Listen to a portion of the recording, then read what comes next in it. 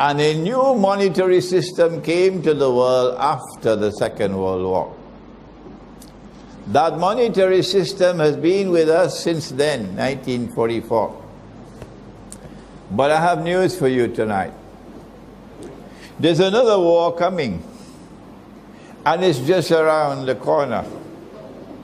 And when that war comes, they're going to finish this monetary system. They don't need it anymore. And they'll bring a new one.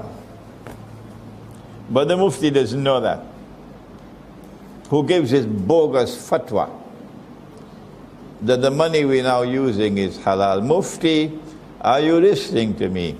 Mufti, you're going to have to answer in the grave, Mufti, for declaring this money to be halal. No.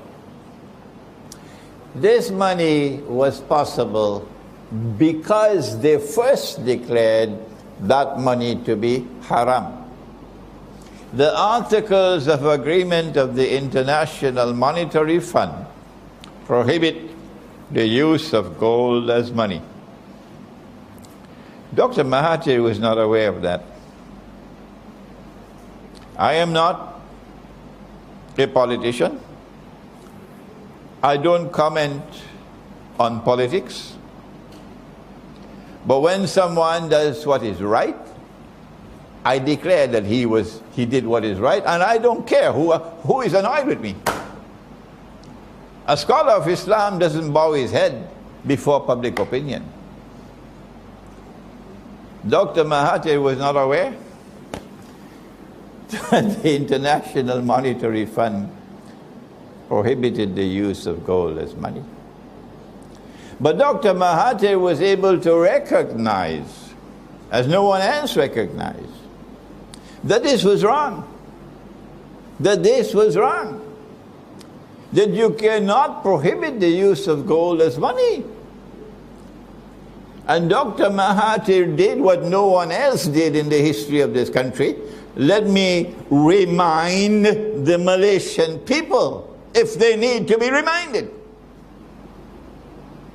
that Dr. Mahathir did what no one else did ever did, and perhaps no one else will ever do.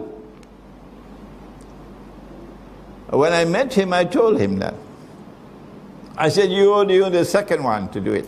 The first was General Charles de Gaulle. General Charles de Gaulle recognized that this was wrong, this was unjust. Bringing a new monetary system in the world, and in order for this bogus system to survive, you have to prohibit the use of gold as money.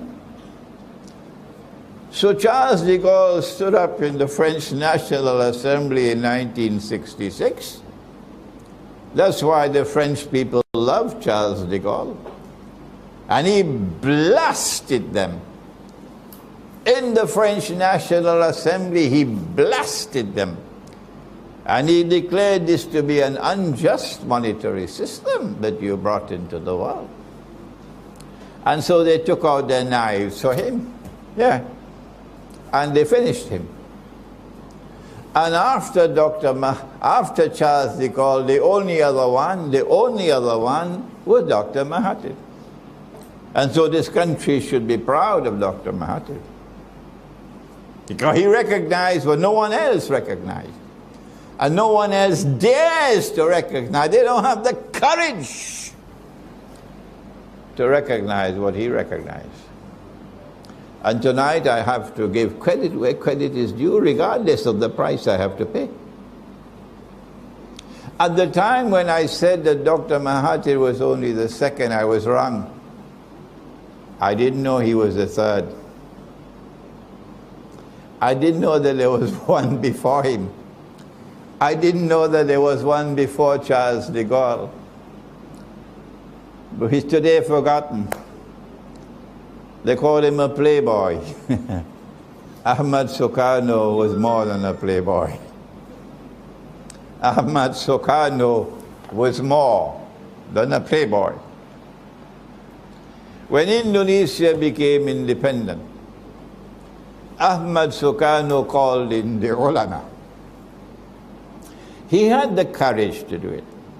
And he asked them about this money. I'm not a scholar of Islam. You are the scholar. Tell me, how can we have paper as money? How can we have paper as money? And the ulama replied to him and said to him, the paper would be halal only if it is redeemable in gold.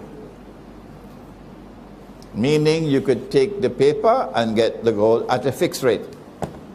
So the paper will be like a check.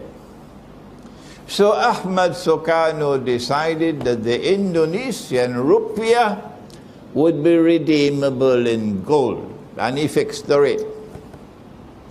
But the people who want to rule the world, they had made that haram.